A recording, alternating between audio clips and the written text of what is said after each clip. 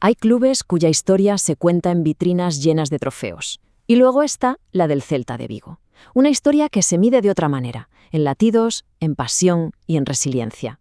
Vamos a repasar un siglo marcado por una palabra que lo define todo: afouteza.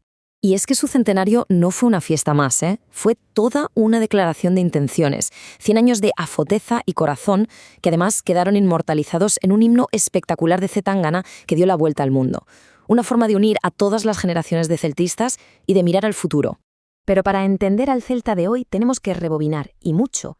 Nos vamos a los años 20, porque es justo ahí donde se empezó a forjar su alma, en la unión de dos equipos rivales, en la construcción de un estadio legendario, y, como no, en una rivalidad que marcaría su historia para siempre. Y es que, ojo, el origen de todo esto es una auténtica paradoja. El 23 de agosto de 1923 pasó algo impensable. Los dos grandes rivales de la ciudad, el Vigo Sporting y el Real Fortuna, decidieron dejar de pelearse y unir sus fuerzas. El objetivo, pues crear un club único, potente, que pudiera representar a Vigo y a Galicia con orgullo por toda España. De la rivalidad, de repente, nació la unidad. Y vaya si fueron firmes esos primeros pasos. Tras la fundación en el 23 llegó un momento absolutamente clave en 1928, la inauguración de su templo, el Estadio de Balaidos. Y claro, el éxito deportivo no se hizo esperar. En 1936 consiguieron su primer ascenso a la máxima categoría. Estaba claro que ese proyecto tenía un futuro brillante por delante. Esta frase del cronista de la época, Manuel de Castro, conocido como Andy Capp, lo dice todo. Es que captura a la perfección lo que se sintió ese día. Inaugurar Balaidos no era solo abrir un campo de fútbol, era ver cómo un sueño de toda una ciudad, de toda una región, se hacía realidad. Claro, con una identidad tan fuerte, ¿qué es lo que nace? Pues una rivalidad a la altura, una rivalidad eterna, Onoso Derbi. El enfrentamiento contra el Deportivo de La Coruña ha definido a generaciones enteras de aficionados gallegos. Y como curiosidad, en los duelos oficiales, el Celta lleva una ligera ventaja, un dato que obviamente alimenta el orgullo de su gente.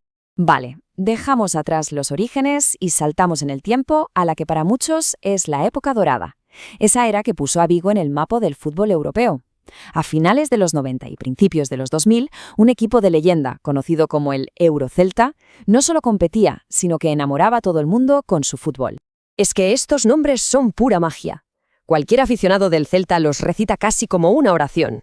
Mostovoy, el zar de Balaidos, Karpin, que era pura garra y calidad, Maciño, campeón del mundo, que ponía el equilibrio.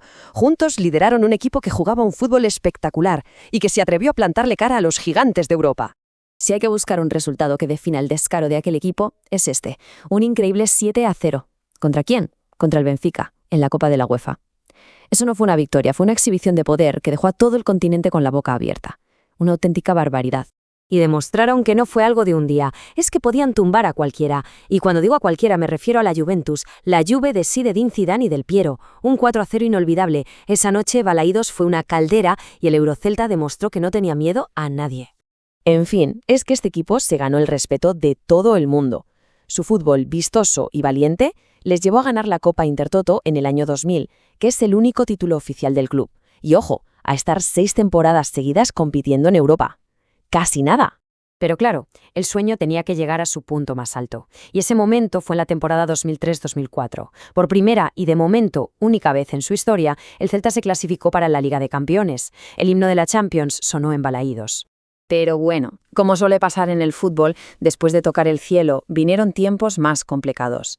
El club se vio en una situación difícil y tuvo que reinventarse. ¿Y dónde miró para resurgir? Pues a casa, a su corazón, a su cantera. El futuro iba a venir de la mano de los chicos de casa. Y esta frase lo resume todo a la perfección. En 2012, después de 5 larguísimos años en Segunda División, el Celta volvía a la élite. Y lo mejor de todo es que lo hizo con un equipo construido con talento local. Una vuelta a los orígenes que supo a pura gloria. Porque para entender de verdad al Celta, hay que entender qué significa la palabra cantera para ellos. No es solo una academia de fútbol, es la fábrica de sueños del club, es el alma de su identidad. De Amadroa, su ciudad deportiva, han salido leyendas que sienten el escudo como nadie. Y aquí los tenemos. Estos fueron los héroes de ese ascenso. Jugadores formados en casa como el eterno capitán Hugo Mallo o Borja Ubiña. Y por encima de todos empezaba a brillar una figura destinada a ser un mito. Iago Aspas. Con 23 goles fue el faro que guió al equipo de vuelta a primera. Y con esa lección aprendida, con la cantera como pilar fundamental, nos plantamos en un capítulo mucho más reciente, en el que una nueva generación de futbolistas celestes se atrevió a soñar otra vez con la gloria europea. Hablamos de la temporada 2016-2017. El Celta del Toto Berrizo, con Iago Aspas ya como un ídolo indiscutible, firmó una campaña europea para el recuerdo. Fueron eliminando a rivales de muchísimo nivel y se plantaron en las semifinales de la UEFA Europa League. Estaban a un solo pasito de una final histórica. ¿Y el escenario? El escenario no podía ser más mítico. El partido de vuelta de semifinales, nada menos que en Old Trafford.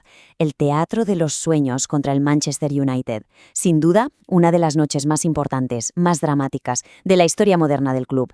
Y aquí llegamos a la pregunta que todavía resuena en la cabeza de cada celtista. ¿Y si el balón hubiera entrado? En la última jugada del partido, con el Celta a un solo gol de la final, John Guidetti tuvo la clasificación en sus botas. El balón no entró. Rozaron la gloria con la punta de los dedos. Y esa gesta, aunque no acabó bien, quedó para siempre en el recuerdo. Y así, con ese recuerdo casi agridulce, cerramos el círculo y volvemos al principio, al centenario. Una celebración que no solo sirve para mirar al pasado con orgullo, sino para impulsar al club con una esperanza totalmente renovada hacia el futuro. 100 años de afouteza.